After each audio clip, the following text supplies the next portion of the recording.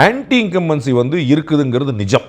அதில் குழப்பம் இல்லை. திமுகவுக்கு நான் இதுவரைக்கும் காணாத ஒரு பெரிய 2006-11 அப்படி இருந்துச்சு. அதுக்கு பிறகு இப்போ தான் பெரிய ஆன்டி இன்கம்பன்சி இருக்குது. அது உண்மை தான். 2006-11 இந்த ஆட்சி வேண்டாம்னு மக்கள் நினச்சாங்க. அதற்கு பிறகு இப்போ தான் நினைக்கிறாங்க. பெருசாக இருக்குது. அதை யார் அப்போ ஆல்டர்னேட்டிவ் அப்படிங்கிறது தான் அந்த குழப்பம் இருக்குது. அதில் தான் அட்வான்டேஜ் திரும்ப அவங்கள்ட்ட போய் நிற்குது. டிஎம்கே வேண்டாம் என்று பெரும்பான்மை மக்கள் விரும்புகிறார்கள். ஆனால் இப்போ யாருக்கு அப்படிங்கும்போது சீமான், விஜய், ஏடிஎம்கே அலையன்ஸ்னு மூன்றா பிரியும் போது திரும்ப அது டிஎம்கேக்கான ஒரு வாய்ப்பாக நிற்கிறதே தவிர ஆன்டி இன்கம்பன்சி ஸ்ட்ராங்காக இருக்குங்கிறது உண்மைதான். ஆனால் அது 2026 மெட்டீரியலைஸ் ஆகி டிஎம்கே ஆட்சி இல்லாமல் இருக்கணும்னு திரு விஜய் உண்மையிலே விரும்பினா. விஜயோட தொண்டர்கள் விரும்ப ஆரம்பிச்சிட்டாங்க, நிர்வாகிகள் விரும்ப ஆரம்பிச்சிட்டாங்க. தலைமை கழகத்தில் இருக்கக்கூடிய சிலர் விரும்புறதில்ல. திரு விஜய் அவர்களுடைய என்ன ஓட்டம் என்னன்னு நமக்கு தெரியல. அப்போ உண்மையிலே அவர் விரும்பினார்னு அதிமுக பாஜக அலையன்ஸில் சேர்றதான் அவருக்கு சேஃபு. அவர் நினைச்சது நடக்கக்கூடிய வாய்ப்பு உண்டு.